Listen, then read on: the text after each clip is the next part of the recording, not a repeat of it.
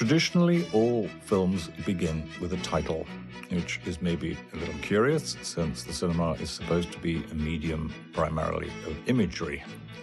Derrida famously said, "The image always has the last word." Maybe that statement doesn't go far enough because, after all, the world itself is an image. But presented with the necessity of putting a title, I wanted to be rather clever here and make a multi-layered title. So for me, the film certainly is called A Z and Two Noughts. Foreign distributors have considerable problems making an accurate translation of such a multi-layered title. So I think for most people in the rest of the world, the film is simply referred to as Zoo. I have no objection to that because essentially that is the background and general metaphor for the whole movie. The multi-layers in the title referred certainly to the notion of Z being the last letter of the alphabet. There's many references to children learning an alphabetical zoo in this film, but also is maybe an academic reference to the famous creationist argument against Darwin in the 1850s. They tried to trick him and to catch him out in his evolutionary theory by asking him imponderable questions that evolution could not answer. And one of those questions was, is a zebra a black animal with white stripes, or is a zebra a white animal with black stripes? It is always, I suppose, rather like Borges says, it's much more difficult to be a good reader than it is to be a good writer. In some ways, it's much more difficult to be a good cinema watcher than a cinema maker, because the whole phenomenon of the first 5 minutes of a film set up so many problems for an audience member in order to become acquainted with the language, to begin to understand how the characters and the narrative are all going to be able to work. So huge amounts of information are dumped into the imagination of a cinema viewer in the first 5 minutes. And I suppose traditionally it's often considered if you don't grab the cinema viewer in the first 5 minutes, then you're in deep trouble. So here already, presentations of quite complex images, lots and lots of visual and also oral information thrown in your lap.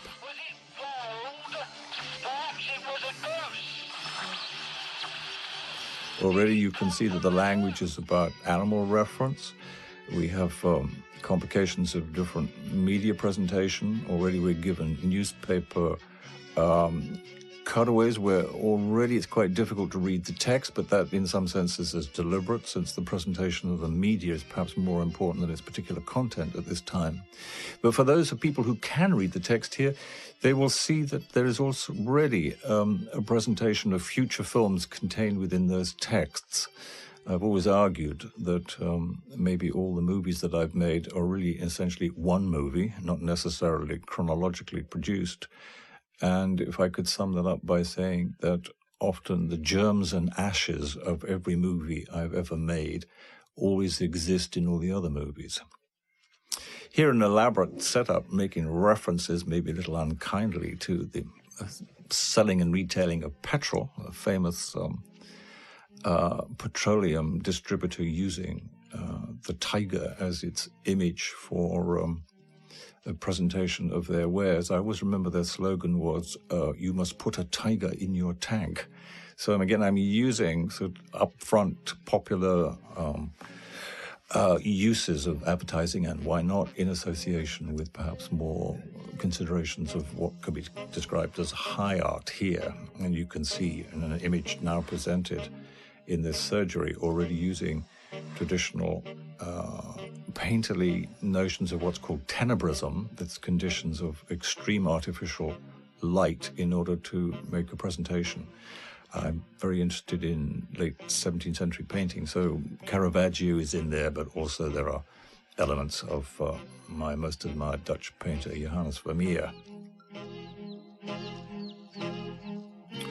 Set virtuoso pieces, certainly for me, within the means of European art movie budgeting. Situations like this, very slow tracking shots in a maze of items which are not fully comprehended, an obvious trick in order to excite the imagination without giving too much information away.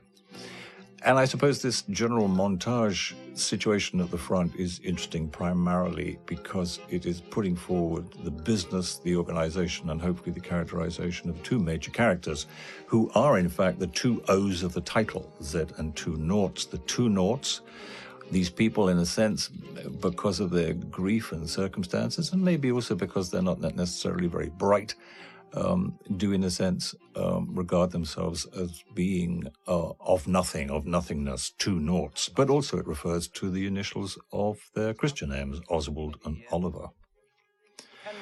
The film has often been criticized as being far too complex and indigestible in the many themes and ideas it produces. And I suppose that I should acknowledge that. It's a characteristic maybe that everybody's second film, maybe you could express this idea even wider. The second product of an artistic sensibility often tries extremely hard because it obviously, in terms of its appreciation in the world, has to somehow be better than the first. So a first work of art could be produced in a certain sense of spontaneity and surprise, but the second work can often characteristically be rather labored, because you can see the struggle of the artist in order to not only establish the success maybe of the first product and suggest it's not a flash in the pan, but always maybe the second product is that much more ambitious and reaches out into parts which would never ever be considered in the production of the first one. So the general notion that there really are three films struggling here within this 120 minutes of Z and two Noughts, and the three major films are, first of all, The World is an Ark, not particularly an original phenomenon in an ecological age. This film was made, I suppose, in the early 1980s.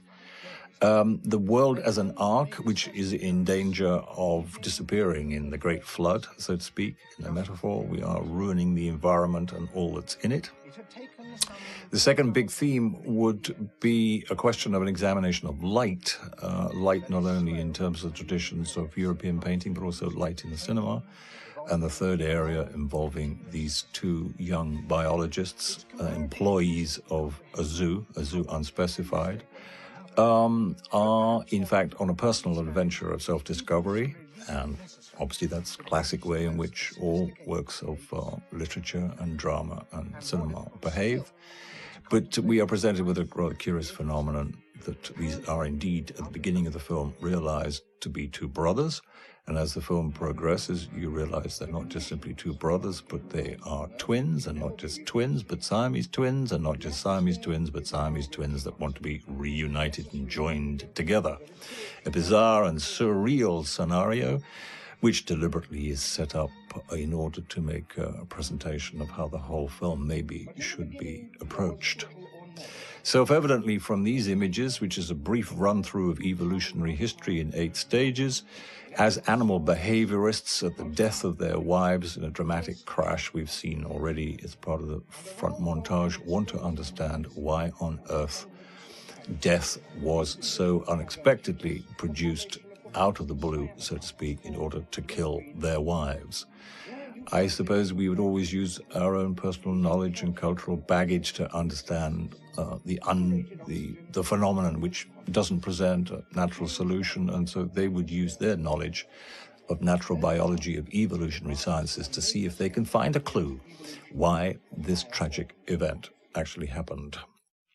We're using the services here of David Attenborough, no less, prime, I suppose, exponent on British television of the natural history world. I was able to convince this august gentleman to use his services as a voiceover in giving us a resume here of the beginnings of evolutionary practice. I think you can already see that there's a particular way the camera is used in basically wide shots to do with creating very symmetrical images. Every image basically has a central vanishing point, and there's a way in which the left-hand side of the image should always parallel the right-hand side. So uses of harmony, symmetry, and mirrors. And if you are considering a situation of Siamese twins who want to be reunited, the notion of the left-hand side exactly cloning and being parallel with the right-hand side, then there is, I think, good justification to try and organize your picture space according to the characteristics of the story you're trying to tell. The imagery hopefully continually abounds in references and symbols. Green apples here reference, if you're talking about evolutionary theory, it completely brushed away all notions of the creation of the world, which of course would be represented by Adam and Eve and the initial apple of evil. So the very front of the film here, we are playing with all the symbolisms and the notions of the green apple as being the symbol of wisdom. Other situations here, the major female heroine is lying in the bed here, an association with all the circles in the film. You will see behind her head in the bed a circular bedstead, which was specially created in order to make all these references to halos and circles. The famous Adam biting of the apple, again by inference beginning the film and beginning this investigation by these two brothers into the apparently entirely accidental death of their wives.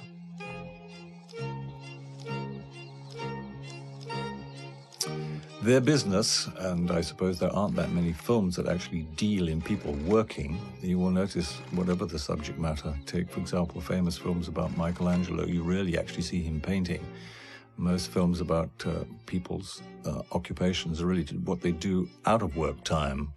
So there's a huge genre, for example, of cinema which deals in the lives of painters, but our prime interest is not necessarily their actual activity as a painter, but their activity as lovers or victims or outcasts or situations which don't pertain to their actual work life. So remarkably, in the history of cinema, there are very, very few films about people actually working. We might give them a little encouragement. There's no bed there. Since when have you needed a bed, Milo? Since my back ached. Just now. This female character here, played by Frances Barber, her name is Venus de Milo. Classic, I suppose, sexual object, how the female form of Venus de Milo, entirely by accidents of history, has no arms and no legs. Obviously objectifying the female body for sexual intention. She does play, I suppose, what could be described as the zoo prostitute.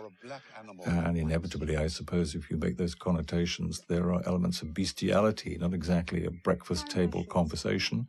But if you think in the human imagination, and certainly in classical mythology, there are so many amalgams of animals and humans that somebody somewhere at some time has obviously been thinking about sexual activity between human beings and animals. Witness the mermaid, witness the vampire, the sphinx, the chimera, many other associations, very largely, I suppose, in our traditions coming from the Roman world, but certainly the whole of northern Germanic mythology is full again of these amalgams of the indication of cohabitation between humans and animals. I'll take £10. The original intention of this film was to shoot it in Berlin Zoo. It's singularly appropriate, of course, because in the early 1980s, the Berlin Wall was still up and Berlin was a divided city. So using the imagery of the zoo as a prison, but Berlin in itself as being a human prison, so a prison of animals inside a prison of human beings. In the event, because of all the political complications and also because of our budget reasons, it was impossible to shoot the film in Berlin. So instead, we shot it in Rotterdam Zoo. By European standards, a fairly modest zoo, but particularly interesting for me because it was all created by one architect in a period of about 3 or 4 years.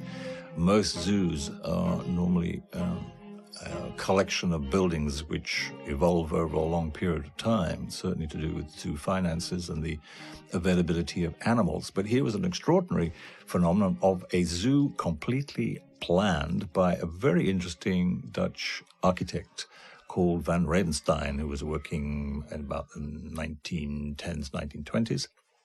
So the whole of the zoo has a certain theatrical art deco association. And we've just witnessed the lion enclosure, which has all the characteristics of again, the architecture that you associate with boat building. Indeed, I think Van Ravenstein is also responsible at that particular time for designing the yachts of the Dutch royal family.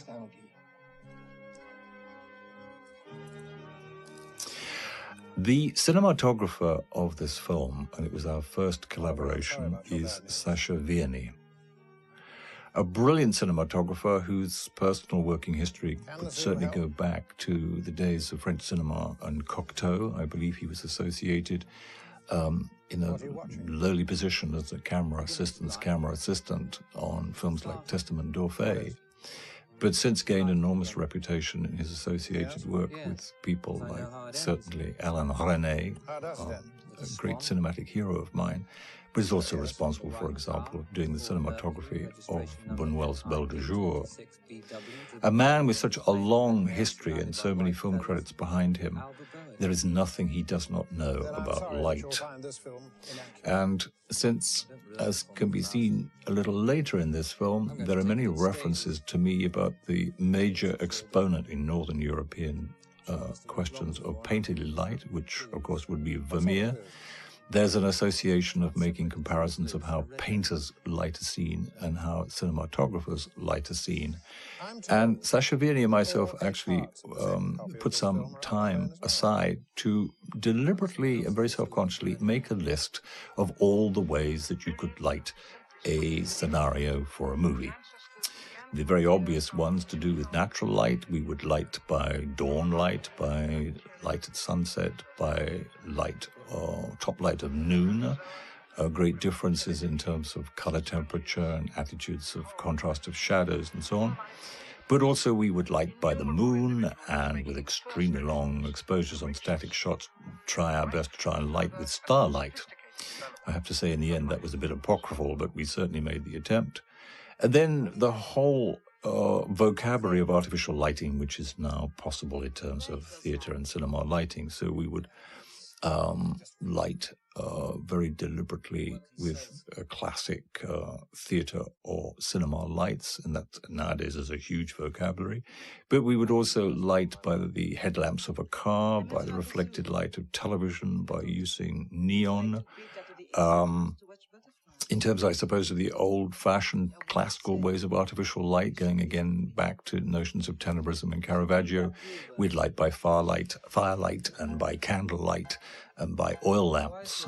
That might, in some senses, since it's basically an artificial naked flame, would suggest a similarity of approach, but it's remarkable how candles, firelights, and oil lamps all give a slightly subtle, different use and complexion and color temperature. 26 letters in the Greek alphabet. There's only 23.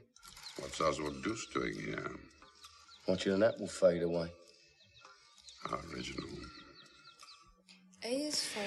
This particular scene we're looking at now, again, associated with a hospital, also designed by Van Ravenstein, I think probably about, again, 1910. Was actually shot in Dordrecht, very quiet, suburban, I suppose, suburb now of Rotterdam. But again, like so many cities in Holland, full of the most extraordinary high-quality domestic vernacular architecture.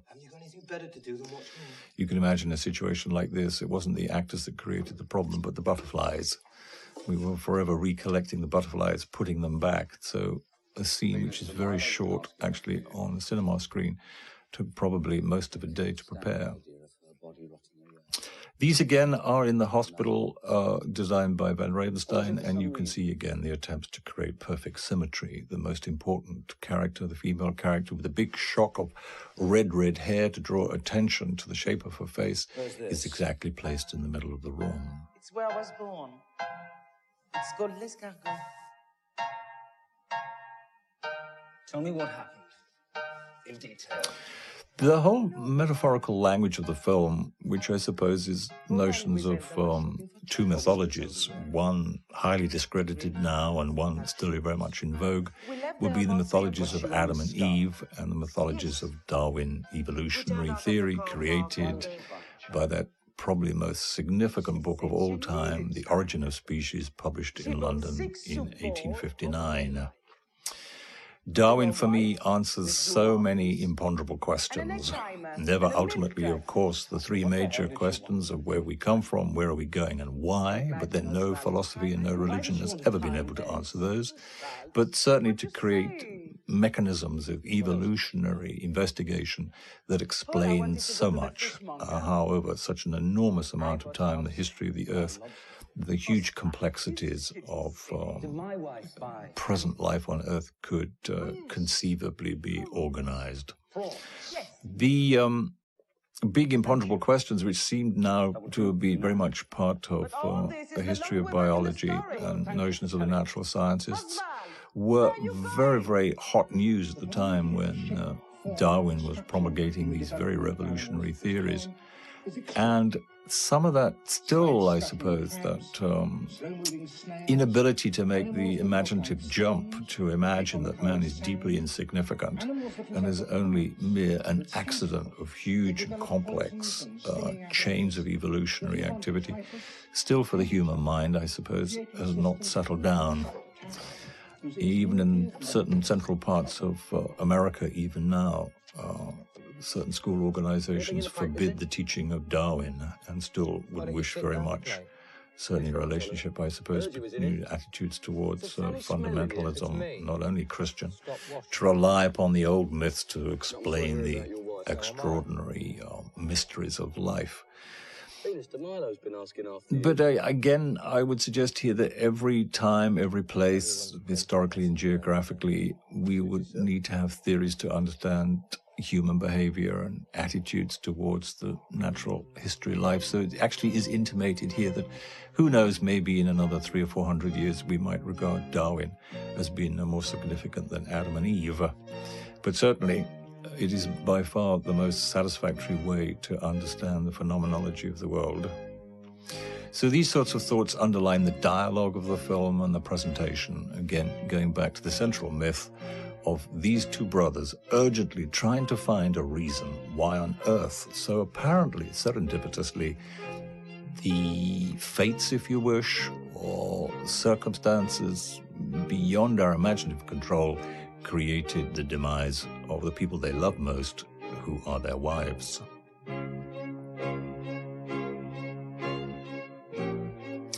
I tried to develop a certain amount of difference in the two characters. The elder brother, is presented in very black and white, more, as it were, stripped down, academic, pristine circumstances to fit his character. But again, the circumstances of the environment, trying to use, again, cinema, dramatic, theatrical information in order to make the environments fit the characters. And here you can see the second brother, who's much more emotional, is living in a room fairly unordered and much more chaotic, full of far more bits and pieces and certainly highly colored, in order to make a difference between the characteristics of the two brothers. Or a credit note to a large bookshop. Once upon a time. I've long had a fascination with all the associations that we play with in terms of snails. Snails are hermaphrodite. So you can imagine the sexual satisfaction, if we could possibly be anthropomorphic here in terms of the sexual life of a snail. And it is also suggested if snails disappeared from the world, then the world system would rapidly collapse because they are responsible for so much breaking down of earth elements back into elemental building blocks for life to start all over again. But it's also suggested that, in fact, if all the snails survived all over the world, they would, within a matter of a decade, 10 years, create a mass, according to their shells, that would be something like 25,000 times bigger than the Earth itself. So all the circumstances and balances of nature, keeping all these excesses in extraordinary harmonious balance. Again, another product of thousands and millions of years of evolutionary practice. To talk about hermaphroditism, of course, playfully between a prostitute and her client is particularly significant and hopefully full of all sorts of cynicisms and ironies. Go on! Out! There's a presentation here of a childhood song, which I remember very much as a kid. Not played very much anymore, but I remember the BBC radio was constantly playing it. A reference again back to innocence and beginnings, and of course the lyrics of the song refer yet again to animals. Go down to the woods today, you better go in disguise. If you go down to the Again, you can see the very carefully organized self-conscious compositions. Major figure exactly in the center of the frame. All the verticals and horizontals of the picture composition being exactly parallel with the edges of the frame.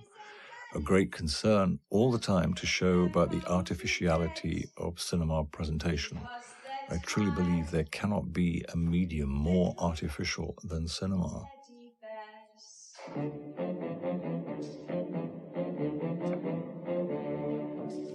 Wherever there's an opportunity to make an animal reference, I and my art department have chosen to do that. So in these apparently incidental decorative items, you will see a stuffed toy camel in the foreground of that last shot.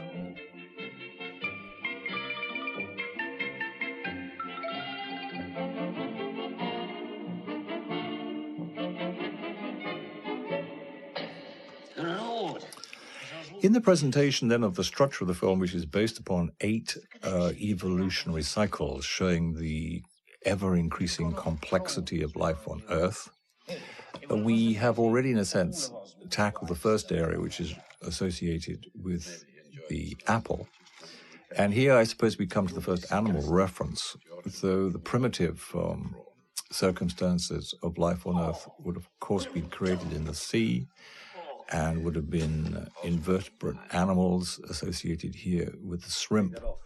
So the two animal behaviorists try and examine by the notion of decay and the breaking down of animal life back into its initial elemental circumstances, to see if by examining decay, the activity of the body after death, if there are any clues there in order to understand again the great dramatic emotional events in their lives, which refer again back to the montage at the beginning of the film, which is about the death of their wives. So there's an experiment undertaken now primarily to show in classic cinema form of stop motion control the decay of shrimps. This increasingly gets more and more sophisticated as the animals become larger and apparently more complex. And we have to be careful about that because Darwin certainly put no value judgment on evolutionary theory. Evolution is not going anywhere. Man is not necessarily by any means at the end of the chain, or in some peculiar way not necessarily the most complex result of that evolutionary process. So we should really hasten, and I hope this film does, take away any notion that evolution is going anywhere. It's entirely serendipitous, continuing with its own mechanisms. There is no value judgment to be had or suggested in evolutionary progress. Was a toad. At least it had the body of a toad. It was all your bloody fault. Here we see the introduction of another female character who, for me, is related very much to the Dutch painter Vermeer. Godard suggested that Johannes Vermeer, painting in Holland, in Delft in the 1670s, was the first cinematographer. Two reasons for that. First of all, his world is completely modeled by light, certainly a very important characteristic of cinema. And it is also, when you classically look at his most famous paintings, very much to do with stillness, the stillness of a film frame. Truth 24 frames a second was Godard's definition, obviously an ironic definition of cinema. But also because Vermeer himself certainly used a camera obscura, a very primitive form of camera. Delft at that time was full of scientists perfecting and manufacturing lenses for telescopes and microscopes, and certainly were very interested in general consideration of optics, and were making the very, very first, very primitive attempts at what we would describe now, though we have to be careful about the terminology, what we would describe now as photographic processes. They certainly had no way of fixing the image, but they had the lens and the apparatus for projecting images of reality onto given spaces. And it's almost certain that Vermeer used such a device. And the fascination then with Vermeer being the first cinematographer also, for me, would necessarily embrace Vermeer as a man himself, a man which, surprisingly, we do not know that much. We know, for example, a lot more about Rembrandt, his direct contemporary, than we'd ever know about Vermeer. But that already gives us the opportunity of creating a space for us to invent without contradiction. Vermeer of late, I suppose, has become, I suppose we could use the word particularly fashionable. There are many books, novels, documentaries, investigations into his art. I think it's because of his associations with notions of photographic reality. Vermeer as a painter disappeared from view for about 250 years and was really only resurrected by Belgian and French critics at, I suppose, the 1840s, after the invention of photography. The invention of photography, again, through all sorts of new ways of examining picture making, and certainly the philosophy of sight and vision and all that pertains. And it was suddenly the ideal opportunity to re-examine what, in fact, Vermeer had done 200 years before. And gradually throughout the whole of the 19th century, the number of found Vermeers increased and increased. Such was the demand for Vermeer to be considered to be the most important contributor to the whole business of contemporary art. By the time of the beginning of the Second World War, people like Goebbels were collecting Vermeers, if not stealing them from collections around the world, and certainly stealing them from here in Amsterdam, where I'm recording this commentary. But very rapidly, with new scholarship after the war, the number of Vermeers remarkably decreased. So I think probably there's only, maybe a maximum of 35 fully accredited Vermeers, though for my particular case, and I obviously use this with special reason, there are only, in my Vermeer canon, 26 fully definitive Vermeer paintings. So not only is the painting attributes and characteristics and notions of photographic reality related here, I've also dragged in his family. And the woman you saw recently in the red hat is associated with Vermeer's wife, Catharina Bolnus, who lived in Delft in the 1650s, 1660s. They ended up having 11 children, maybe, perhaps retrospectively, not so surprising for Catholics, but still a very large number of mouths to feed. And Vermeer, who wasn't that prolific and painted very slowly, all the time during his comparatively short life, he died in his early 40s, was deeply concerned about providing for his family. And ultimately, in 1675, when Louis XIV invaded the Netherlands in an attempt to return it to Catholicism, the Dutch voluntarily flooded their country and created enormous economic hardship. And that could be said to mark the end of the golden age of Dutch prosperity and certainly Dutch culture. And in a strange way, Vermeer himself became a victim, because he apparently, in great anxiety about not being able to provide for his huge family, had a heart attack and tragically died. I'd like to see this. But also related to the enormous fashionable enthusiasm for Vermeer at the end of the 19th century, there was in Holland a famous faker, a man called Van Meegeren, who attempted to try and recreate all the early paintings of Vermeer's life, which in a sense was quite a clever thing to do because we're not too certain about all his early paintings. There are, I think, three complex religious subjects, again, not absolutely definitively by his hand, but largely credited to him now.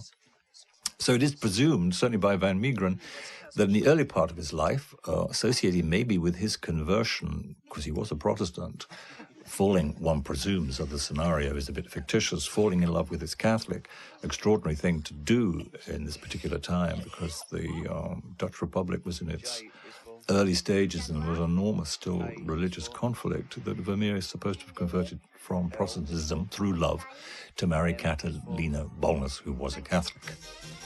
And his early paintings, the early paintings of Vermeer, were supposed to be of a religious nature. And so this famous faker, Van Meegeren, who's now actually portrayed this very moment on the stage as a doctor, faker of paintings, did try to recreate Vermeer's apparently apocryphal early religious works.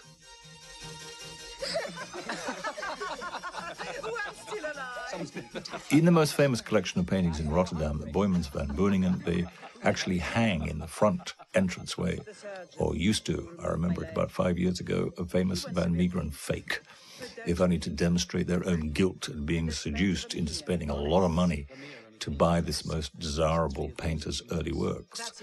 But if you look at this painting now, you would be very surprised to find that anybody could be possibly taken in. It really is, this Van Meegeren, the work of a third-rate talent. But again, to repeat, such was the huge demand for it that all sorts of entirely bogus works could be included in the canon. Van Meegeren says, I look like the lady standing at the Virginal. I suspect it's because you never see her legs. Here we can see the second stage of the decay of animals, which is part of this cycle of investigation created by these two animal biologists. References again, like in so many of my movies, to the art itself. If at all possible, I will bring in photographic apparatus, projector apparatus, always to demonstrate the notions of the way the very product that you're looking at is being manufactured. You see what I mean? I can see more than that.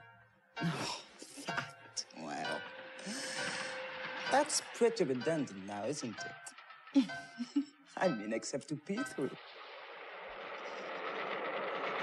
I want you to make sure those two brothers... Van Meegeren is here not portrayed as the faker of Vermeer's, but as the sort of sort of ex-Nazi doctor sort of figure who does experiments on human beings.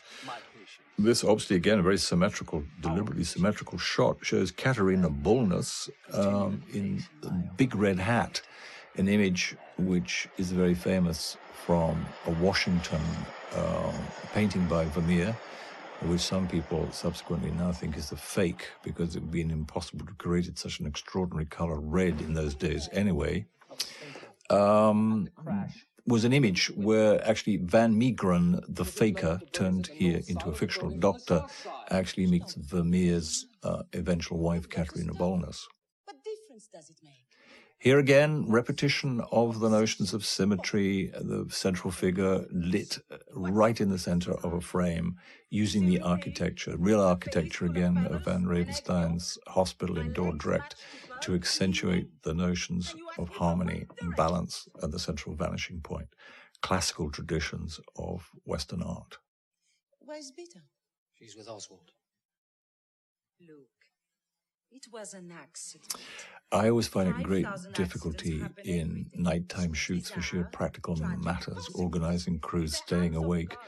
But since I would wished very much to use artificial light in movies, here you can see out the window there actually a view of Dordrecht. There's no indication, of course it could be anywhere in the world, but deliberately to set up a shot to make sure that we can use the balance of exterior and interior light. A very deliberate organization which creates great hardships and uncomfortable social activities for a crew having to work at night. But c'est la vie, that's the way it is, the only way to get these sorts of images. Certainly at that time, the 1980s. I ought to be careful now because filmmaking practices changed so radically in the last 20 years that most films now, of whatever complexion, are very largely created by editors in post-production facilities. You can sit still. It is interesting to consider how somebody of extraordinary talent and imagination, and also extreme modesty of a cinematographer like Sacha Vierny.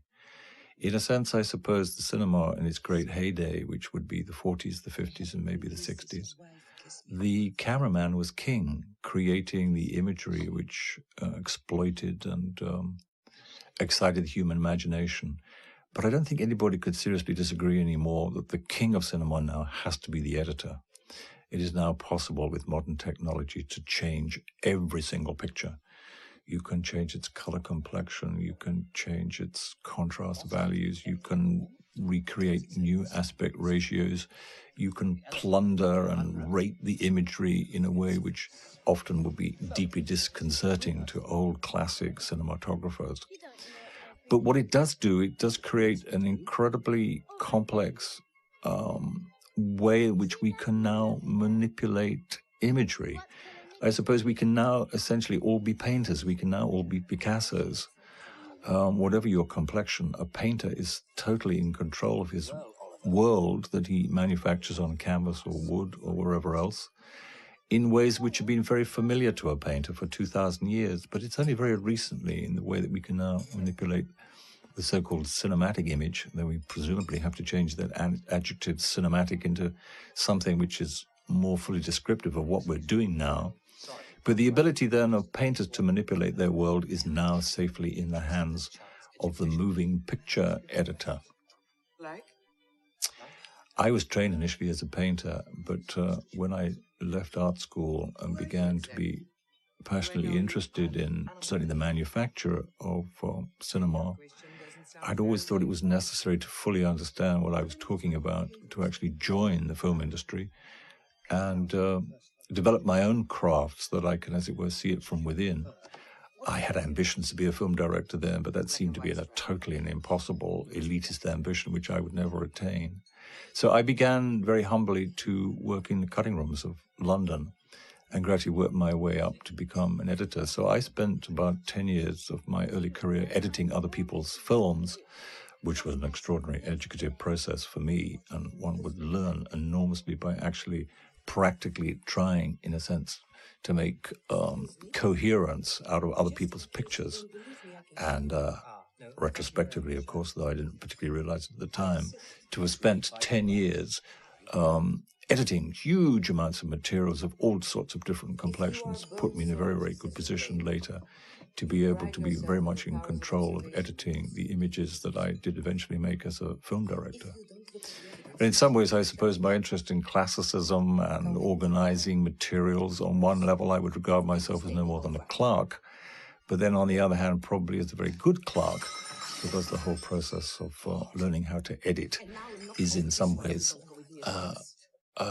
a methodology in order to understand how to organize, how to classify, how to collate, how to present. And those, of course, have to be characteristics of a good editor. Vermeer never showed us in his paintings the full body, or indeed the naked body. I don't think there's ever a nude in any of Vermeer paintings. So here I'm being rather perverse to demonstrate rather deliberately, I hope with a sense of irony and tongue-in-cheek, not only the full figure of the lady in the red hat, but also her naked body too. You can see here a deliberate pursuit of the fact that you put a red object in a white room, and because of the reflective tiles, the room itself becomes red, very much overextended there, very artificially presented. But again, circumstances of the very same sort of language that Vermeer was using in the 1670s.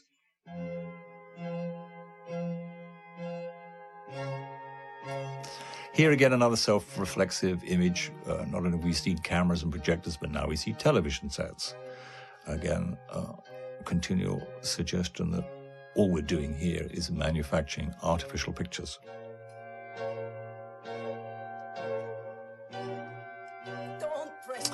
This is meant to be Van Meegeren. You see the character there on the left, played by, once upon a time, a famous Dutch actor who unfortunately now is dead.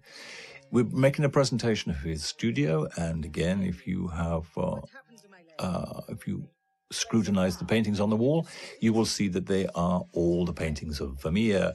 And just on the right-hand side, I think you could see a painting. Vermeer only ever painted two men, called I think it's called the geographer and the astronomer. A companion pair of pictures of two men. Again, relationship to the two major figures in the film, two twins, two brothers, two related people. And if you put the two of these Vermeer paintings together, you will see that they mirror one another. So the picture on the left is the man is looking towards the right, and the picture on the right is the man looking towards the left. You would, of course, have to have a lot of patience and an eagle eye to gather up all these references, but I can assure you that they indeed are there. And talking about the actual, one of the characteristics of the human body, like with all vertebrates, is we do have symmetrical bodies. We have 2 nostrils, we have 2 testicles, we have 10 toes, we have 2 legs, we have 2 ears. So the body itself, the human body itself, could be seen as a simulacrum of harmony. And I've deliberately tried to break that harmony here by presenting the major female character who has only 1 leg. And ultimately, in order to harmonize, and of course, with an extraordinary perversity to make her symmetrical, Van Meegeren, the faker, ultimately decides that she has to lose the other leg in order to remake her body as a symmetrical unity. Van Meegeren, perhaps. Who's he? Oh, just a keeper of legs. Do you keep lots of black and white fish? Yes. We're progressing in terms of the 8 evolutionary stages that are one of the structures of this film to the next layer of evolutionary behavior, which I suppose is associated with the great age of fishes. And here we put 2 angelfish, and the fact that they're angelfish in a story about Darwin versus Adam and Eve, of course, is not an accident. And we put them in a tank of fish, and again, watch them slowly disintegrate and dissolve back into the basic elements.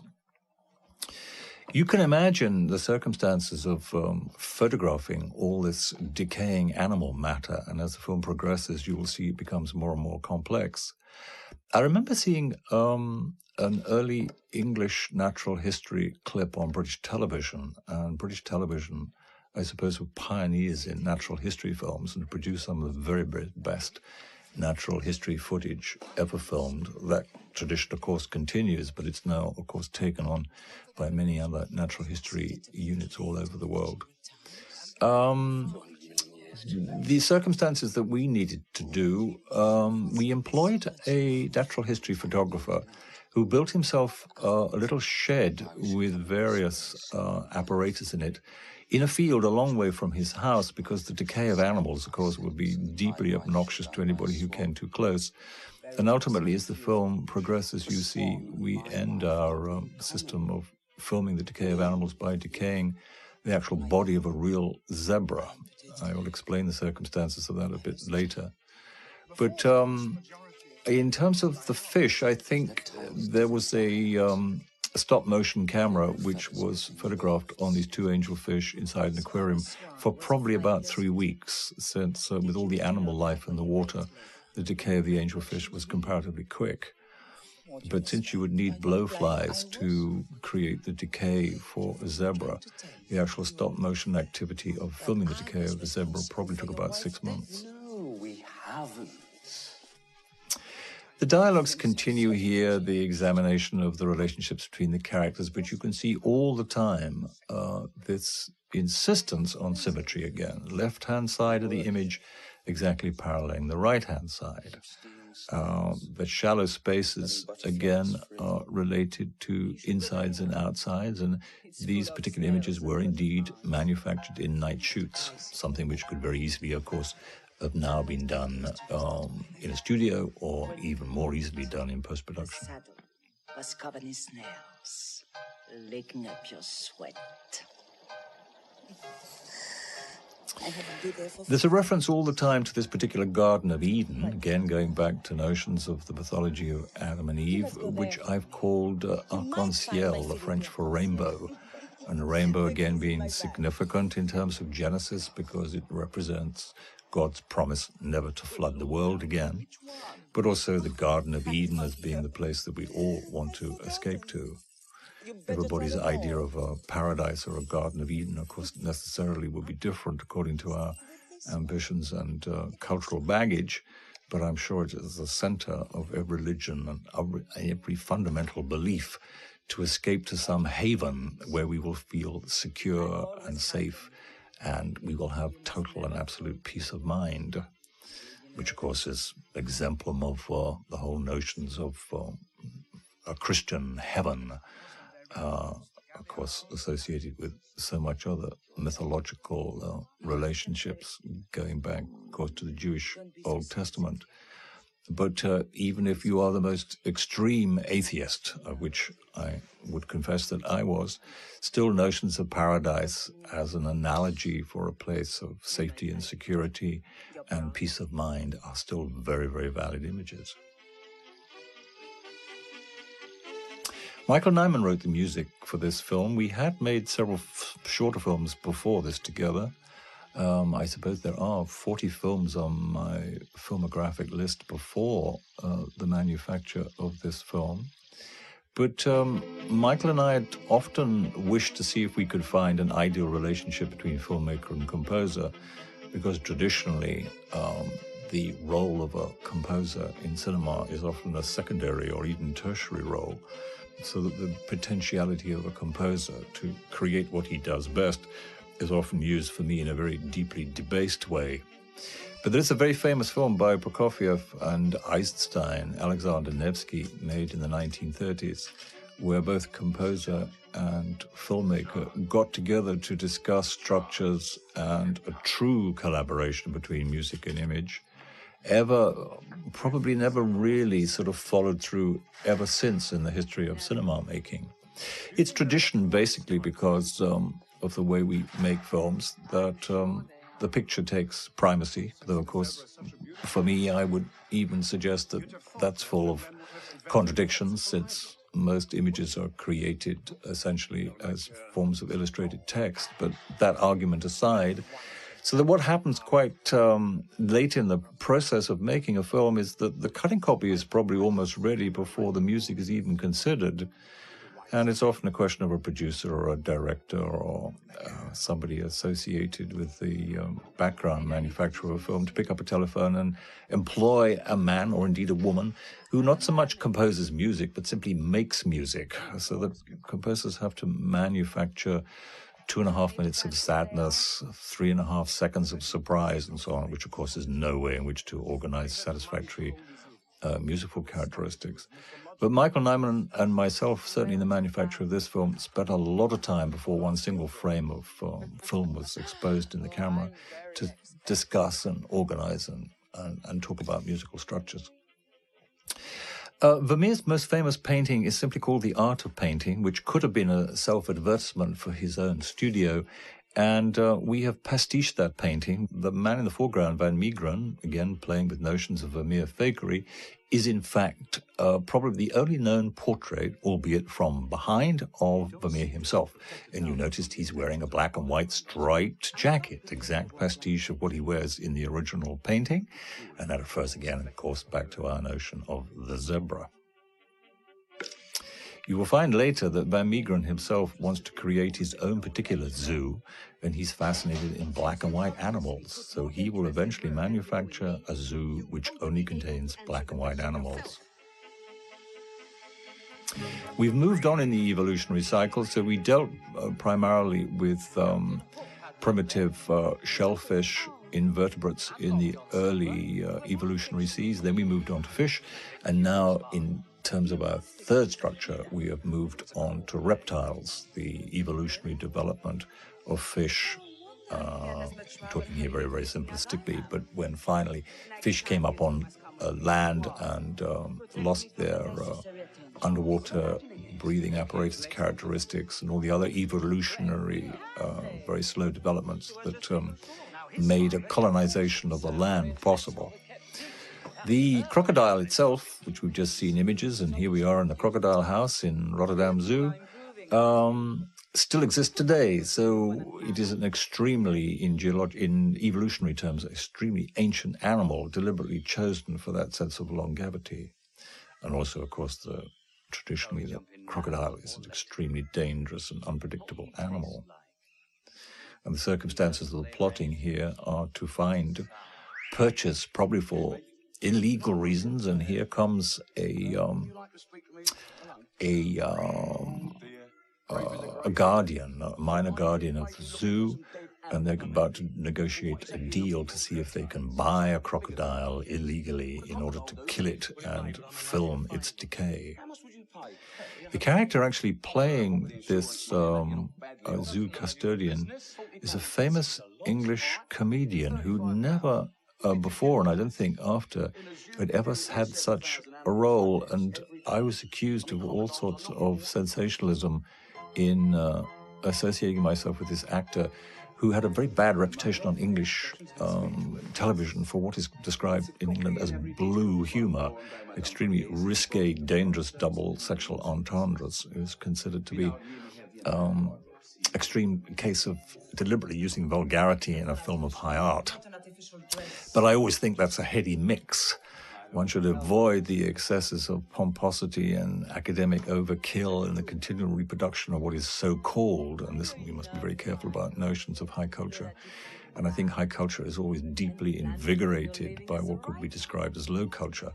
Though again, I seriously object to the way in which culture is divided into these two categories. If we consider what's now regarded as high art, certainly used to be popular art once upon a time, it is said that the operas of Mozart and Verdi were certainly sung in the streets of Vienna and Berlin and Dresden immediately after first nights. And we know the popularity of French novelists like Zola and indeed Dickens, who came out in serial form. So this absolute quagmire making these artificial distinctions between what our notions of high art and low culture are concerned. But just to repeat the phenomenon again, I think the most best and invigorating of notions of cultural manufacture necessarily must be an acknowledgement about concerns of popular art, but perhaps also there's more long-standing attempt to create something of greater longevity, which I suppose is associated with notions of high art. Here we are pastiching a Vermeer composition. We've actually dressed our major actress there sitting at the piano in the dresses that Vermeer dressed his subjects in. It is curious, if you look at Vermeer paintings, you will see the same objects, the same vases, the same artifacts, the same musical instruments, the same paintings, and certainly the same costumes coming up over and over and over and over again. He got his models apparently to go to the clothing costume box, and you can see the woman here wearing a characteristic yellow sort of bodice with black stripes on it. And I think there are something like 8 Vermeer paintings where the women are wearing exactly the same clothing. Which has evolved during the past few million years to exploit this one particular environment.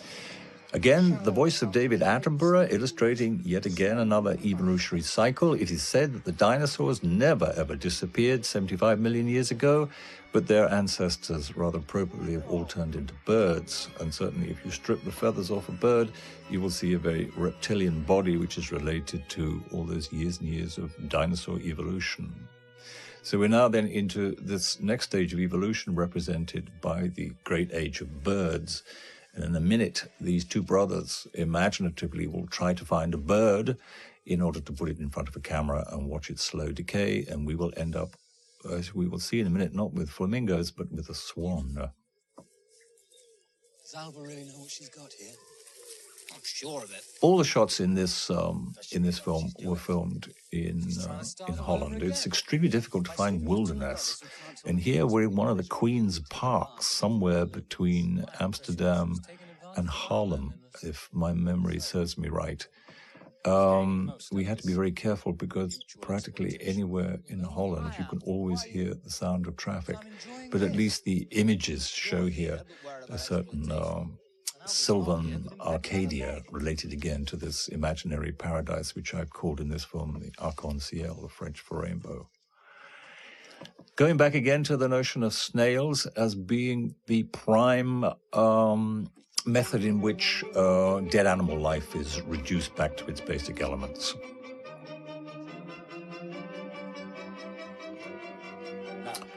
Yet again, we are now in another location where more of the plotting and deliberations are concerned, but again, you can still see this concern for making all the images based upon a central image and emphasizing the notion of balance and symmetry. Even when this little girl takes a bath in a minute, she will be exactly in the middle of a symmetrical composition. We are. And here is a reminder of how it really goes. It could be said that this film, in some ways, its central content is about gynecology and about twinship, about many, many other things that I've tried to explain. But it was interesting that this film was shown at the Toronto Film Festival, and the Canadian film director Cronenberg sat me down in a hamburger bar and fed me many hamburgers and lots of coffee and quizzed me about this film, and then strangely enough came up 2 years later with a film called Dead Ringers, which was exactly about the same two subject matters, gynecology and twinship. He was perhaps a little cleverer than I because he got Jeremy Irons to play both the twins. Here I wanted to take enormous amounts of risk to get two separate actors who desired to be Siamese twins joined together again as two separate people. It's not so easy in the English-speaking world to find two good actors who are also twins. We did manage it in my earlier film, briefly, called The Draftsman's Contract. I have come across twins again, since this is a continuing interest to me. But in this particular film, we indeed did choose two blood brothers who were indeed actors, but who certainly were twins.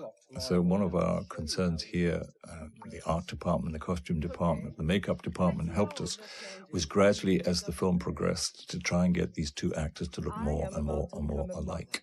You can certainly see now in color coding they're beginning to wear the same color clothes.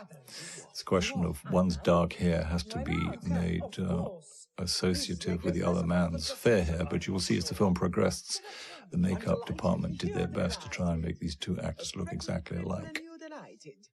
Think of what it will do to my sense of balance. It might help, give you more stability. Here the dialogue is playing with ideas of symmetry and cynically word playing around notions of a woman with no legs and how does she retain her sense of balance and so on. Well, don't you know?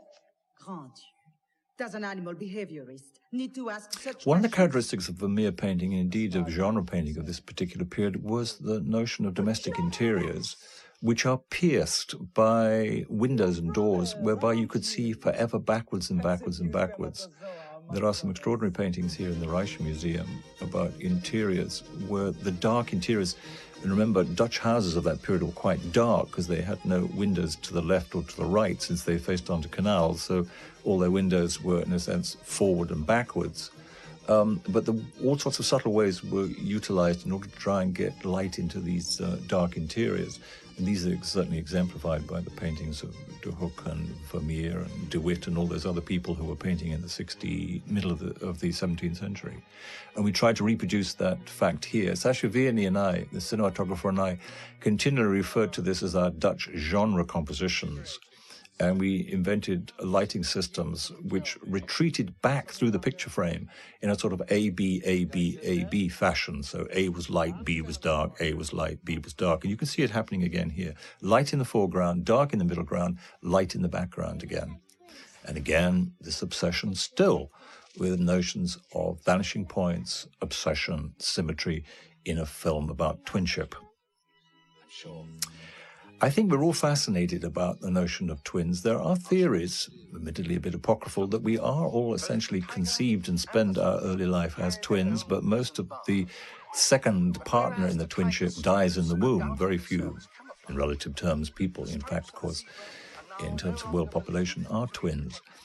But there's a rather nice notion that we're all born lonely and alone into the world, missing our twin, and we spend the rest of our lives desperately trying to find our twin and ultimately end up in intimate relationships with a stranger.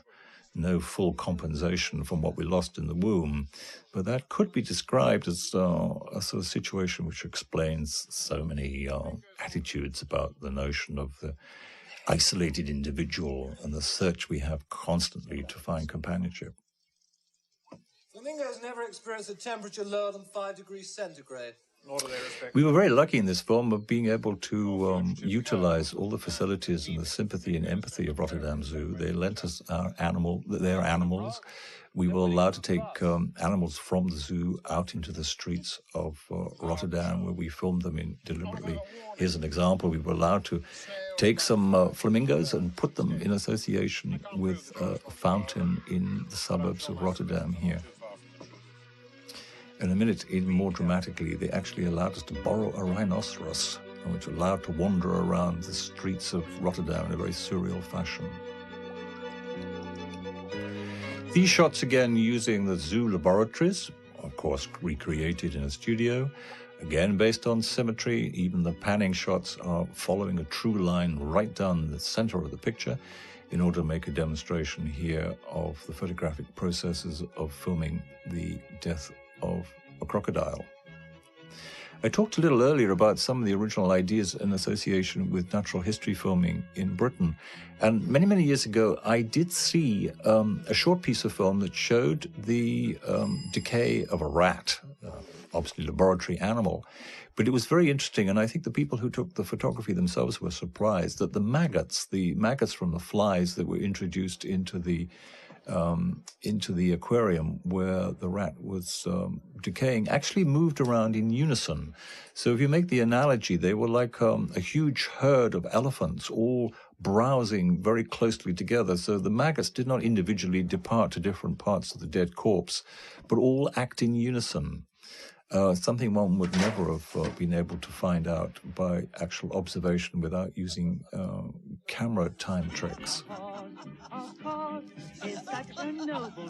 Here, again, is another children's song about animals, again, alphabetically organized in association with a young child who's sitting in the foreground of the picture. You'd have to listen carefully, but this child's name is Beta, which is the second letter of the alphabet. There's a determination of this woman. I believe she says somewhere that she wants to have 26 children. The first one should be called the first letter of the Greek alphabet, and the last one should be called the last letter of the Greek alphabet. You're pulling my leg? We're now making an approach where these two brothers, who again are beginning to look a little more alike, they're now dressed even more similarly in the same clothing, and the light-haired actor's hair is now getting darker, are about to actually sleep with the same woman. Again, in terms of symmetry, the notion of twins sleeping with the same woman has been part of cinematic and literary history. There are many, many examples of this phenomenon being examined. I'm sure we're all deeply intrigued by these particular sexual fantasies. Feel it. It's cold, don't you think? Could you both love this leg as much as me? It's the only leg I've got left. How much of your body can you lose and still recognize yourself?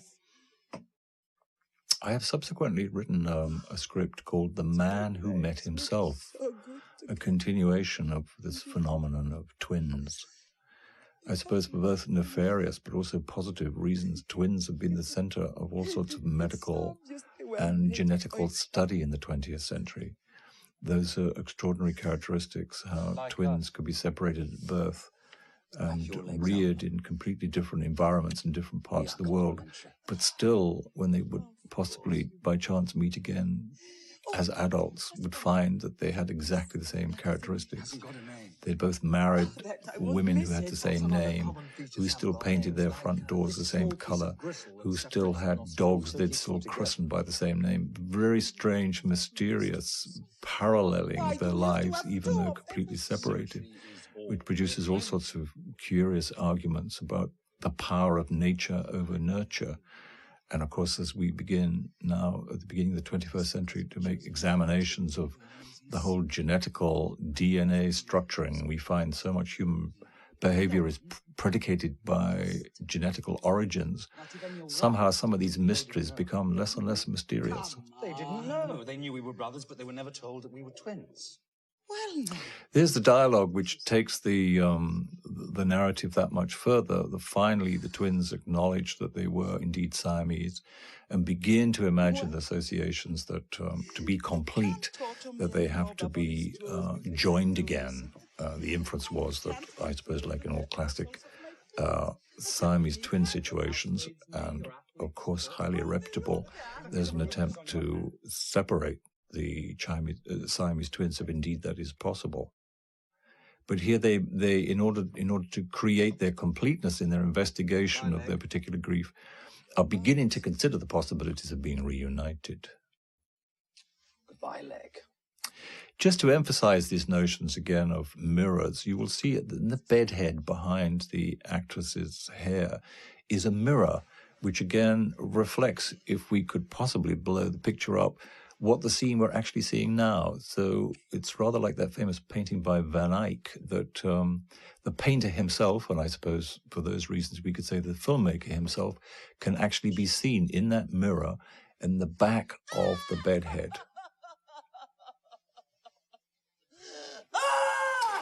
The woman in the bed is played by Andrea Ferriol, famous French actress who I'd much admired, having seen her quite considerably in films, German and French films, and admired all the risks that she was prepared to take in terms of sexuality.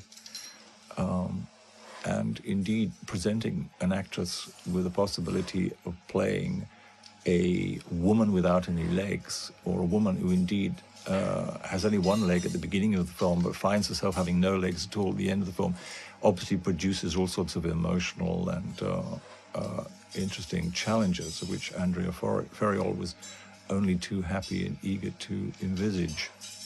Here, the Van Meegeren faker is trying to recreate an actual human figure that looks like one of the major figures in Vermeer paintings, cosmetically arranging her hair, which is perhaps not such an extreme notion. But since we never see or rarely see the legs of a Vermeer woman, the inference here is to make the central heroine more like a Vermeer figure by cutting off her legs, because after all, we never see female legs in a Vermeer painting.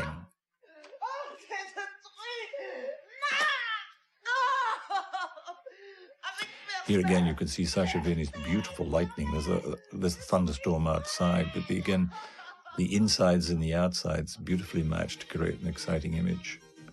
Juxtaposed here by the rather horrendous footage of the internal decay, the activity of the apparent movement of this crocodile is created by the maggots inside its body.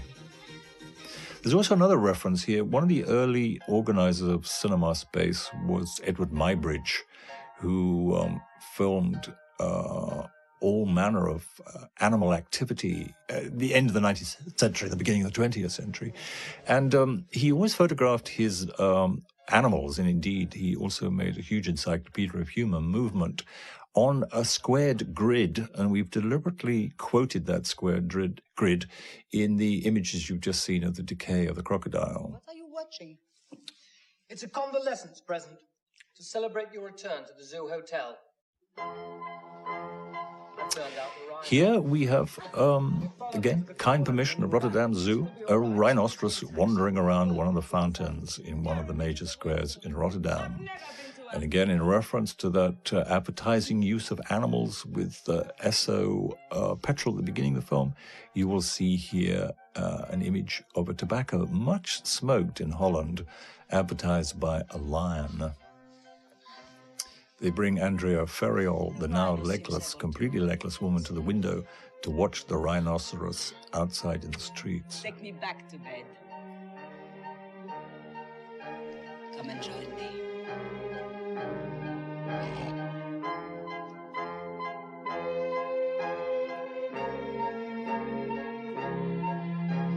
Here again, you will notice the play of this AB light retreating back into the frame. The foreground is very dark, the middle ground is lit. The background again is dark, and then the far distance again you can see it lit. So there's a deliberate attention to show the fact, the depth of the painting, again a reference to genre painting of the middle of the 17th century. This is a scene more left to the imagination, I suppose, than to actually be seen literally, which, of course, is a very legitimate way of making cinema, that the two twins go to bed with the same woman, whilst outside in the streets, the zoo authorities try and recapture the rhinoceros. You will see there the lion image advertising the tobacco on the advertisement hoarding. We're about to see the moment of truth when the two naked twins in bed demonstrate that they were, in fact, once upon a time joined. Below the ear. Below the ear. At the shoulder. Above the shoulder. Along the hip. Along the hip. And along the shin. And along the shin. Again, the picture very composed to accentuate the notions of twinship, duality, and symmetry. Why haven't you acknowledged it before?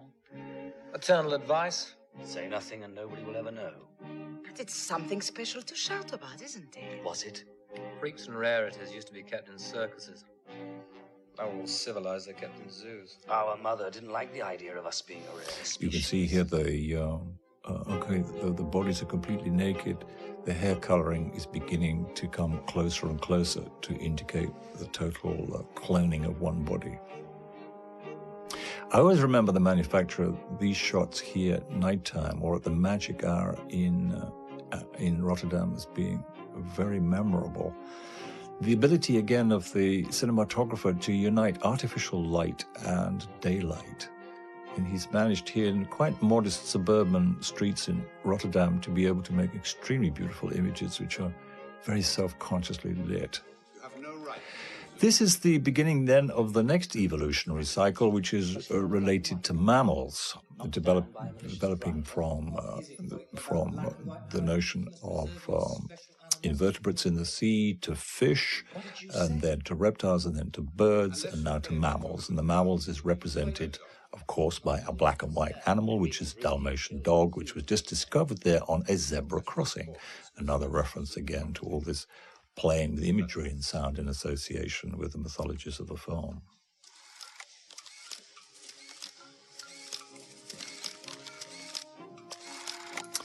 Here we see the preparation for the filming of the decay of a mammal, black and white dog, Dalmatian. You can also see the striped blackboard, reference again to the way in which Edward Muybridge posed his animals and humans in motion for the big encyclopedias he made at the very beginning of the invention of cinema. There are tens of thousands of photographs taken here, all taken very patiently, because decay can be very slow. 9 months for the human body, they say.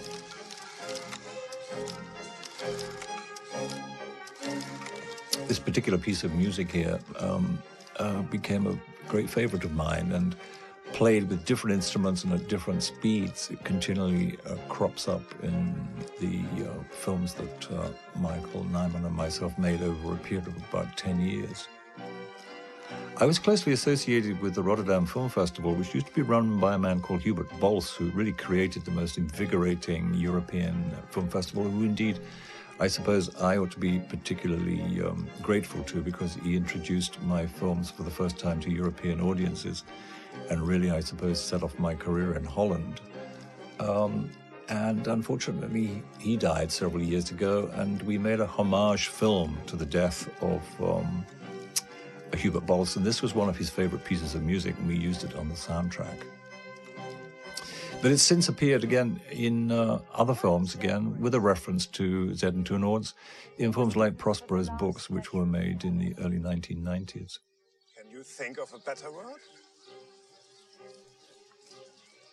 What did they use? Here again, cynically, maybe perversely, playing again with the notion of people without legs. This man, rather painfully, has his legs obviously strapped up behind him, and he's had to lean on the bars. And you probably can't see the hawsers, but he has been suspended, because obviously to stand like that is virtually humanly impossible. Like a reference again to cages and bars and stripes. And in the background, of course, you can see the primeval striped animal. And there we make a jump now back to Arc-en-Ciel, but again, the image of the vertical strikes is repeated again as a visual motif.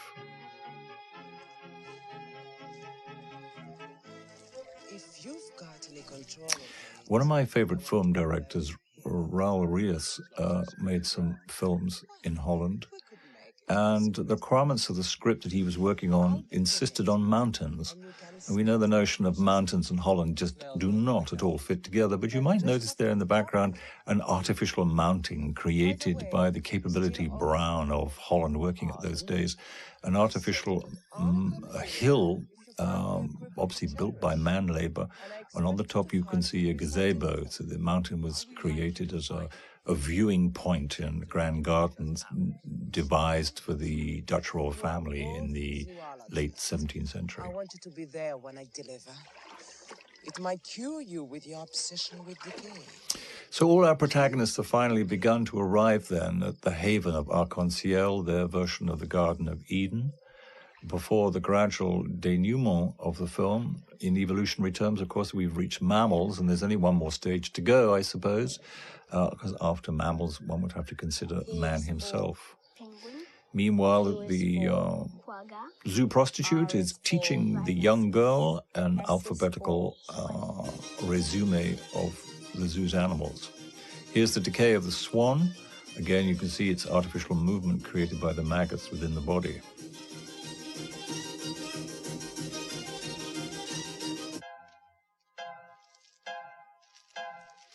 Meanwhile, the continuation of the recreation of a female from the work of Vermeer is being perpetrated by Van Meegeren's insistence of continuing to wish to refashion this woman to be in the image of a Vermeer woman. Mon Dieu, what an influence you must have. I understand that you are now called Leda. It is an affectionate joke with no strings. I'm glad. You're glad. The classical allusions here to Leda and the swan. We've just watched the swan decay, and also the notion that the progeny, again, of Leda and the swan were produced in ornithological eggs, a reference again to that hybridization, that mongrelization, which we were referring to before.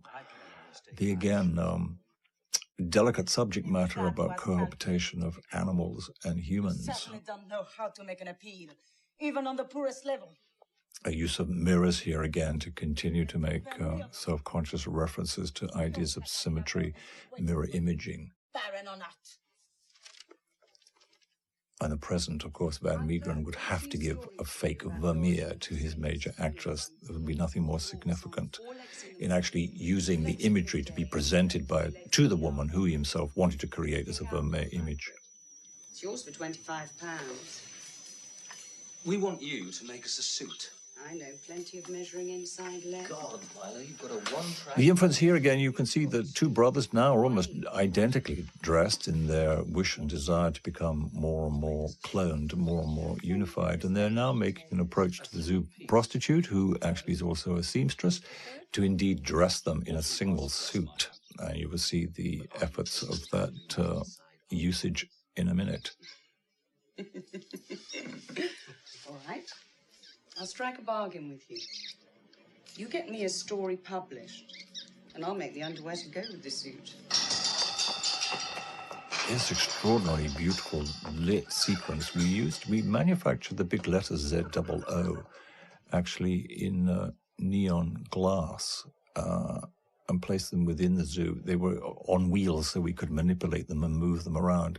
It was also observed that zoo backwards, obviously missing the letter E on the end, indicated ooze in association with the primeval soup that we all originally came from. And some other wit on the set actually said from a distance, OOZ backwards, with a little deliberation of hiding the bottom of the Z, also looks like 007, which of course is also the signature tune of another famous genre of English filmmaking.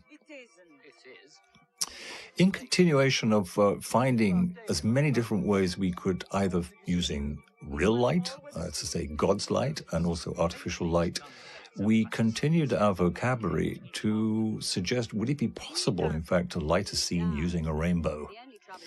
An obvious attempt which really does mock human effort, considering the ephemerality of a rainbow and how totally unpredictable it is. But almost in a sense, to complete our list, you will see in a minute how, at least by inference, we have demonstrated the making of an artificial rainbow which supposedly contributes to the lighting of the shot. I'm not so certain whether Van Hoyt... In a film about cages, caged human beings, caged animals, of course, the continual use of vertical bars here to indicate that, in a sense, we are all prisoners. Now, if you watch that doorway on the back, you will see, hey presto, it is lit by an artificial rainbow. Taken them off to meet you on an equal footing. Philippe, Arc-en-Ciel. Hello! Even when two people wheelchairs meet together, the composition is arranged in fact that they end up symmetrical, left and right, again using that foreground pillar as the central axis in which to view and imagine the picture. Admirer of horses, pregnant mares especially. I've always wished that I could have served a white pregnant mare. And have you tried? In this present maimed company, I can admit to anything. A white mare was my downfall. Literally. I was tossed and kicked. But I still lust after riding her. Her name was Hortensia. I'm jealous already. Doesn't a horse have 4 legs? Then that, madame, is just enough for both of us. And this, Milo, is for you. For bringing us together. One of the things we haven't mentioned before is that Venus de Milo wants to be a writer. So, in a sense, you could say that her profession is all focused and predicated on getting her works published. And she's continually trying to persuade people to both regard her as a writer and to employ her as a writer, which, and again, is a sort of self-reference to the filmmaking processes itself. I've now spent nearly 23 years making films, but if I examine the circumstances of all that filmmaking, because it's the nature of the way we've created cinema, you have to have a text before you can have an image. In a sense, I have created my career not so much by making films, but by writing scripts, which is a deep irony, which I always still feel rather cynically uncomfortable about.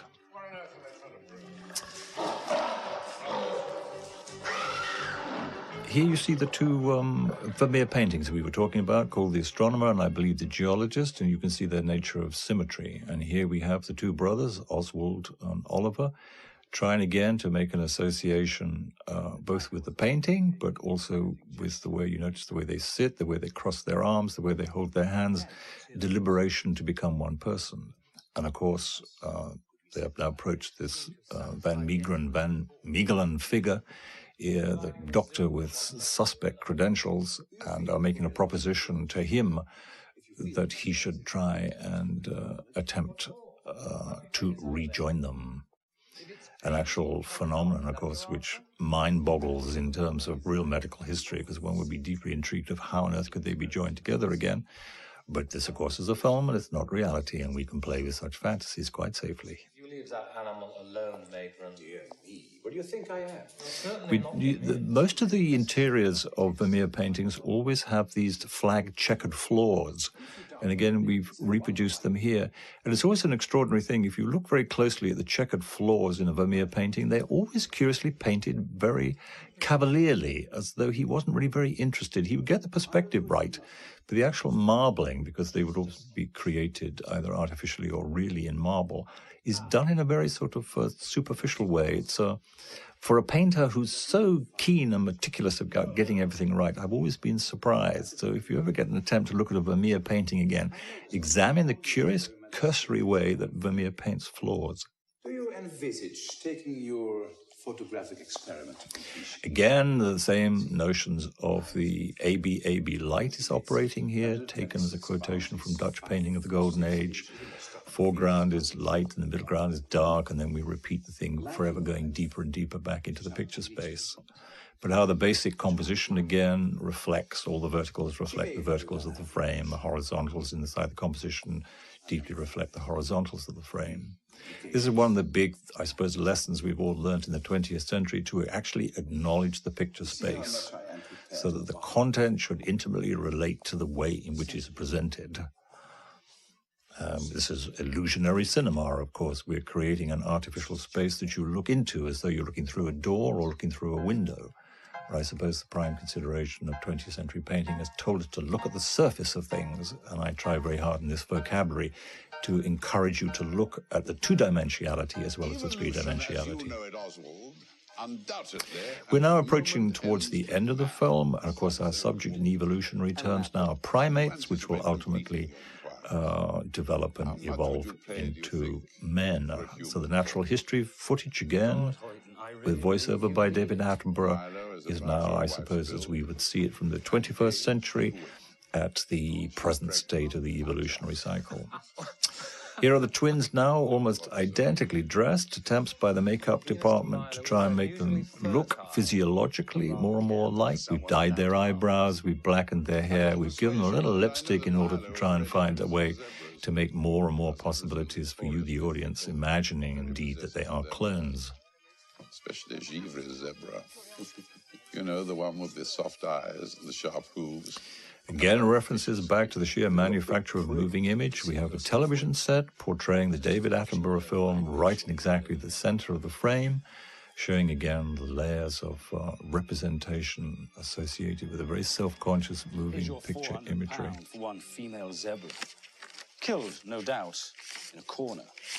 But for the same 400, you must put in the tranquilizer gun. Good Lord. You're not thinking of doing your own killing, are you? The idea now, since they've come to the end, I suppose, of the 8 evolutionary cycles, is seriously embedded in the imagination of the 2 male protagonists that they ought to make themselves the center of their own experiments. But before they do that, they make a nighttime visit to the zoo to see indeed if they can, rather illegally, get the corpse of a primate prior to, I suppose, the evolution of man, to see if by examining the decay of its corpse it throws any light at all upon their particular predicament. And monkeys. It was curious that we were allowed to film inside Rotterdam Zoo at night, and quite a strange experience, because zoos are very different places at night when the people are not there. We were conducted round the back of the monkey house in the dark, and the feeling that all these monkeys were seeing us much more clearly than we could ever see them was quite a nerve-shivering experience.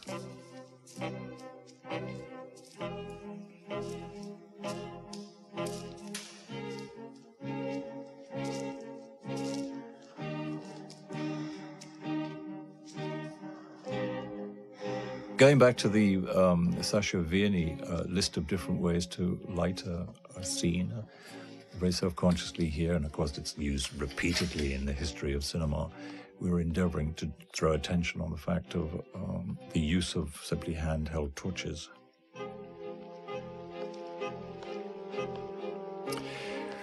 All these films, I suppose, in traditions of European art movies, of course, are made on very, very small budgets, which would make your average American studio simply laugh. I think the total cost of this film would be just enough to pay Robert Redford's pocket money for 1 week.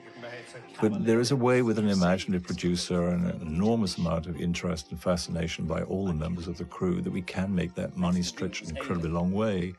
And Sasha Vierney was very, very important in this. Though there was this huge experience in certainly making major budget European films in Europe, was still able to organize and light a complicated scene extremely quickly, and that was very, very important for us. I suppose whether we're shooting by day or by night, the 12-hour period, again, excessive and beyond what most studios would permit film technicians to use, would be structured, I suppose, that the first 3 or 4 hours of the working day would spend building the set, or if the set was prepared before, putting the final adjustments, whilst the lighting people moved in. Then probably we would spend the next 4 or 5 hours of a working day doing the rehearsals, again, in association by moving the props, indeed, once the actors were still rehearsing and still adjusting the light. And then probably if we were shooting by day, more or less by lunchtime, about 2 o'clock in the afternoon, we'd actually start the shooting.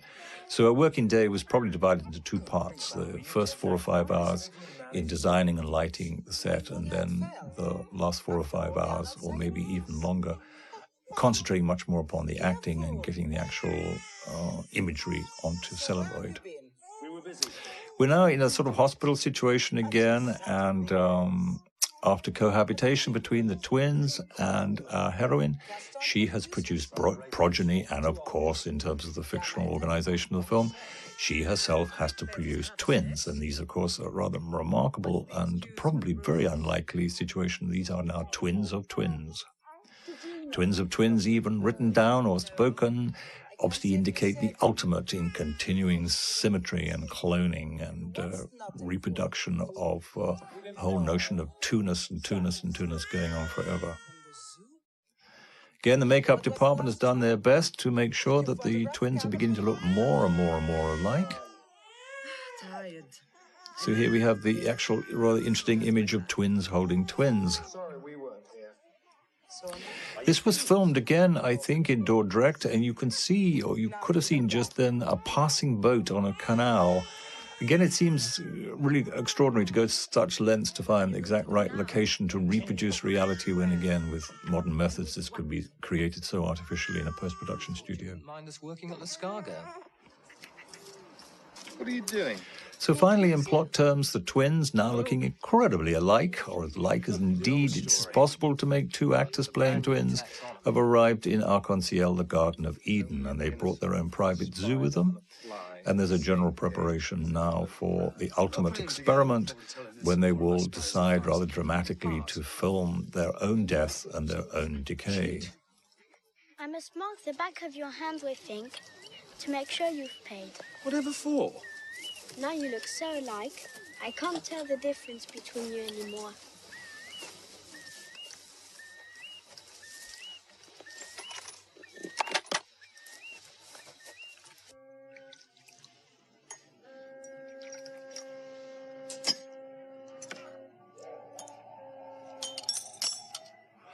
It's sometimes said that a parent tends to spend far more time and sensitivity on that one particular child that maybe is not as perfect as he or she ought to be. Maybe a child who's maybe a little short-sighted, maybe a little less intelligent, maybe even be lame in some particular way. The classic overkill emotional association with that which is imperfect. And I suppose I would feel in some ways that sort of analogous activity with this film. As much as I enjoy the range of subject matter and the extraordinarily beautiful images, there are still great areas to explore in terms of the subject matter considered here. And if I was ever in the fruitful possibility of ever remaking one of my own films, it would certainly be this film, Z and Two Noughts, that I would wish to remake. I think that never before, and certainly never afterwards, even though a lot of my films are very, very multi-layered and very, very complex, have I ever attempted to essay such large subject matters. If we run through the three main areas again, the whole consideration of light in its significance in the manufacture of still images in Western painting, and certainly in the whole history of cinema, the sheer business of what light does and how we perceive and have not only intellectual and academic considerations, but the way that light occurs to us in terms of emotional behavior and the way we create our own lives, both in a domestic and also an academic and also intellectual sense. So it's a huge subject matter to play with, and obviously it's very apposite to play with those sorts of subject matters in the cinema, which is all about light. So that's a whole area that can go on considering and reconstructing and reconstructing. Then the whole phenomenon about notions of genetics and twinship in association with evolution and how we've evolved. Again, huge, huge subject matter. And then thirdly, the ever-present and deeply important concern about the way we treat the planet in our association with the other species that exist on the Earth, and how we are creating all sorts of negative behavior which is interrupting notions of evolutionary continuity. And I say these things here because we see the ultimate decay of a zebra. It might be strange to think that how on earth could a film unit manage to get a zebra? Well, I have to admit that there were certain cheats taking place. There are 410 zoos, or there certainly were in the early 1980s in Europe. Most of these zoos contain zebras, and sooner or later a zebra has to die. And we had contact with at least 50 zoos in Europe, and we asked permission that when the zebra eventually did die, could they please put it on ice for us, and we'd come with a container truck, and we would make financial arrangements to take it away, and we would create a situation where in front of a time-lapse camera we would photograph its decay, and indeed that's what happened. And indeed the Rotterdam Zoo eventually had a dead zebra on their hands, and we managed to be able to put it in our special film unit, and indeed over a 6-month period filmed its decay. All that way. We've now coming towards the last film, the last scenes, the last narratives of the film. The twins now look very much alike, and of course, what are they watching on a television, which again is centrally placed exactly in the center of the frame, but is indeed human activity. So we're approaching the denouement, the finale of the film, where the brothers, rather surreally, but nonetheless very logically, decide to film the decay of their own bodies. And I'm exhausted. There are lots of very self-conscious references here in the dialogue to notions of being cut down to fit the frame, how the circumstances of the filming, in a peculiar way, are retrospectively influencing the lives of its actual protagonists. I'm firmly convinced that a true and successful work of art, the form and the organization and the metaphor of the film must intimately fit like a hand in a glove with the actual content. So there should be in no way a suggestion that you could drive a knife between the form and the content, which I'm sure, even if you're discussing the Night Watch here in Rijksmuseum in Amsterdam, a most supreme picture, which is very much about picture making. The actual organization of the paint, the organization of the subject matter is intimately, or should be intimately, associated with the content. And you were my first choice. Well, thank you both. And we need the use of the garden at L'Escargot for 9 months. A significant period. Or longer. We feel we can ask this because we've given... The attempt again to direct the two main protagonists to continually behave as though they were mirror images of themselves. You can see how their bodies dance leaning on that television, indicating that one really is the mirror image of the other. If you can get it. But I know you won't get it, because now I have a family. And you know what families are for. With your permission in writing, how can they stop Oh, us? easily. They could write the words insanity or insanitary. It has long been respectable to leave your body to medical science. What's scientific about watching a body rot? You all said you wanted to go back to L'Escargot, so we'll take you. Lie quietly in the garden. Again, you can see the way the picture's devised in two-dimensional forms, going back and back and back into the picture. Foreground dark, middle ground light, back middle ground light, and the background dark again. And yet beyond that, you can still see a still life object. A fine epitaph. Here lies a body cut down to fit the picture. Here's the line. Here lies a body cut down to fit the picture. Again, a reference to the very medium in which we are organizing the picture frame. It's always been extraordinary to me that the majority of the arts, let's say indeed all the plastic arts, are always viewed through a frame. This is a product of the Renaissance. There's no such thing as a frame in nature.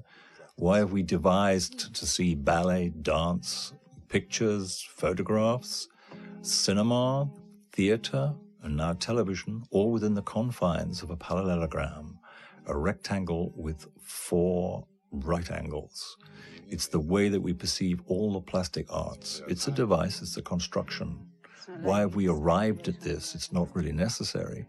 There are lots of indications, of course, now that new media are exploding this notion of the tight frame. But if it is a characteristic of the way in which we see plastic images, then I think we ought to acknowledge it, and certainly tried very hard in this film to demonstrate, as it were, how the actual visual content of every single image is certainly deeply related to the way in which it's presented. Here again is another example. Apart from using bars to indicate the cagedness of animals and human condition, it also accentuates the verticality and the horizontality, again, of the frame.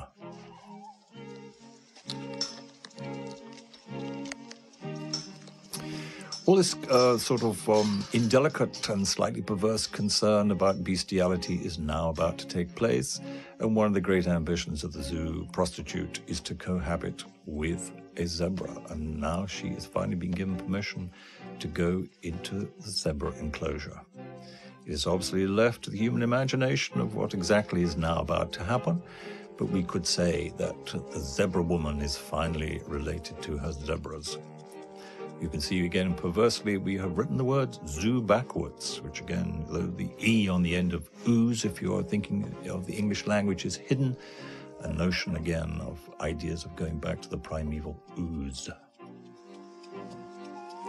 And again, it's a sort of reference again to the notions of symmetry. the letters viewed from behind.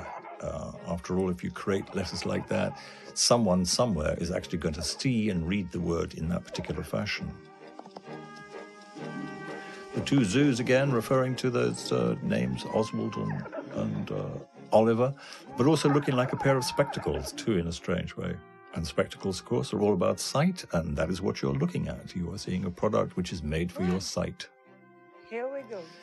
Preaching even closer to the end of the film again, we're back in that Dordrecht hospital by Van Ravenstein. Again, incredible symmetry represented in the film. And again, this is not a post-production effect here. You're seeing a real situation, nighttime filming, overlooking the city of Dordrecht. Along with my corpse.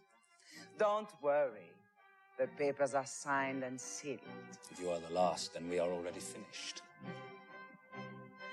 A Z and 2 Noughts. What a zoo. All right. Don't do anything with my body I wouldn't do. Now I want to lie still and quiet. Put on Beta's record.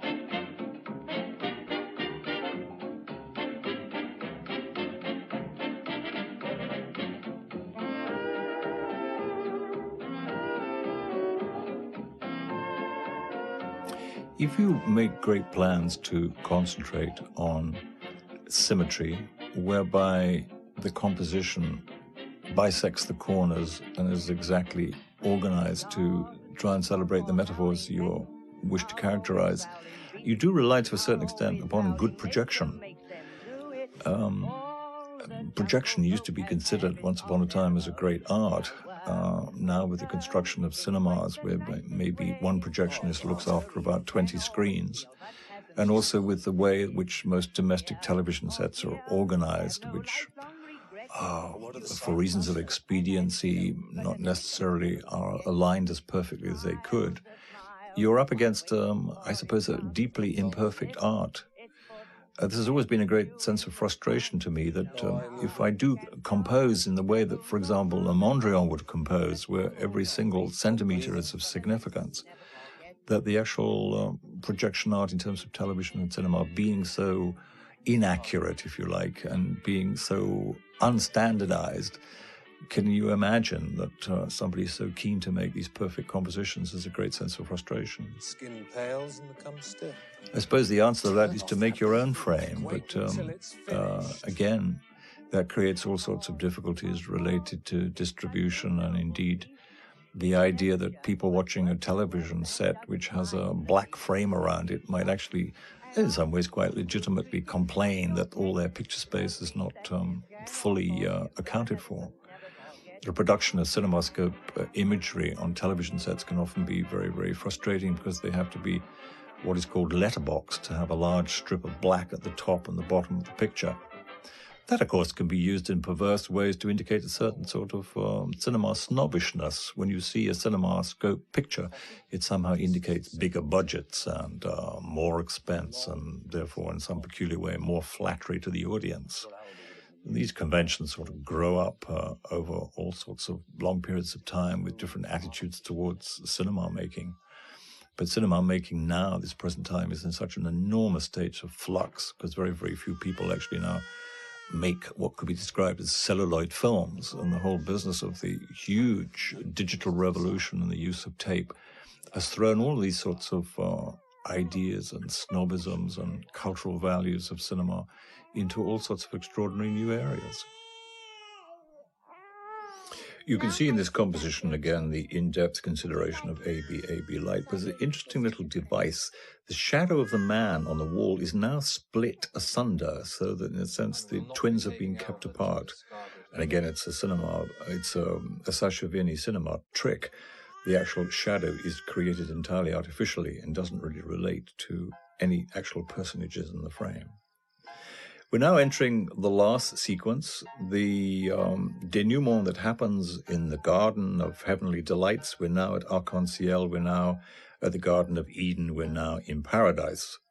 The twins are now united. The prostitute of the zoo, the Venus de Milo, the woman without arms and legs, has made these twins a suit of arms and legs. So in a sense, they are united.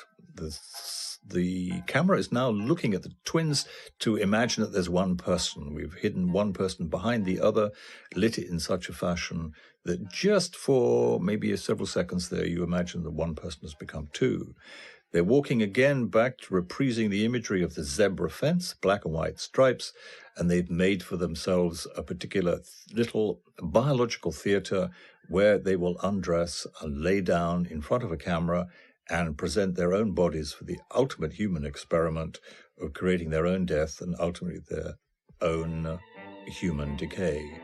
And here comes the theme tune again, which is a little nursery story about if you go down into the woods today, you're in for a big surprise because all the bears that ever was have come for a picnic in the dark woods. All sorts of predications. You know how most children's stories traditionally are full of dark secrets, and if you psychologically examine them, you wonder how on earth children could ever use this as the beginnings of their introduction into their own imaginary worlds.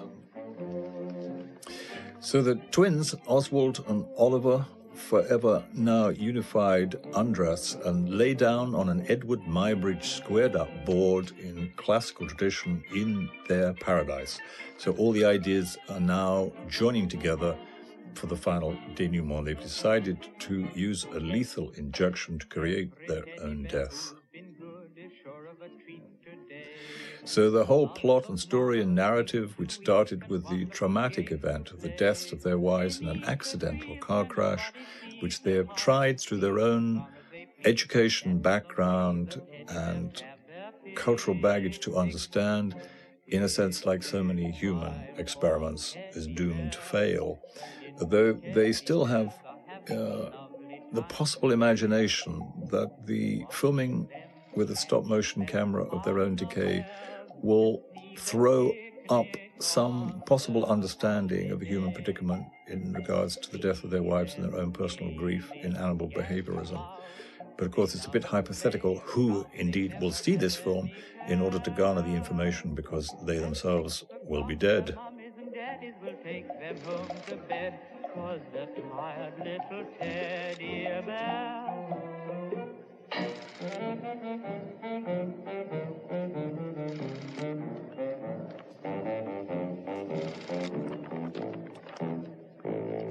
If you go down in the woods today, you better not go alone.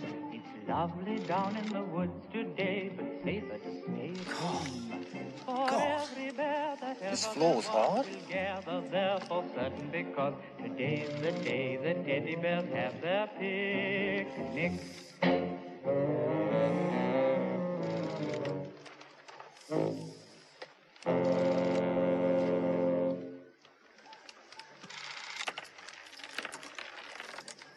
So the twins now, after the lethal injection, have reached their total denouement. They are now dead, and the camera is whirring in Arc-en-Ciel to record their death. But now, the greatest irony of all, the meadows in the middle of the night produce thousands of snails, and what is the purpose of snails on Earth but to break down and destroy?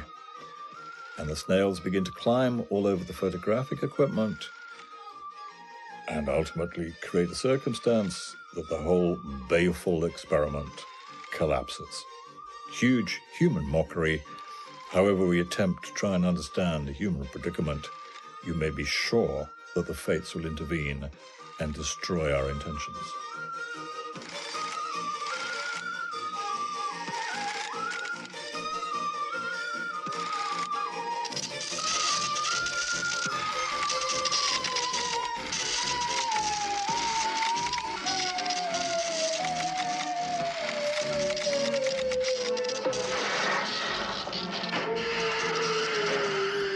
Then as dawn breaks, the end of this sad and ironic experiment.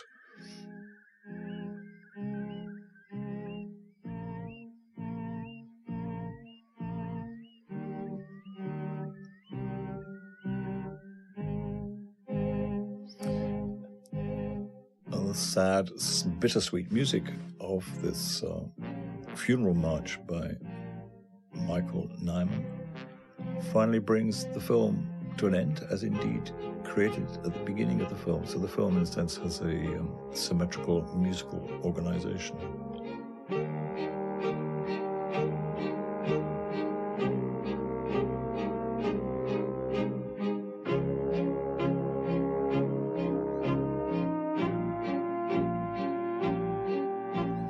The actual typography used here for the titles, and indeed the front titles, is very much based upon my remembrance of the Penguin House at London Zoo, designed in a typical sort of post-Bauhaus simplicity associated with, in my imagination, the manufacture of those large P&O liners that crisscrossed the Atlantic.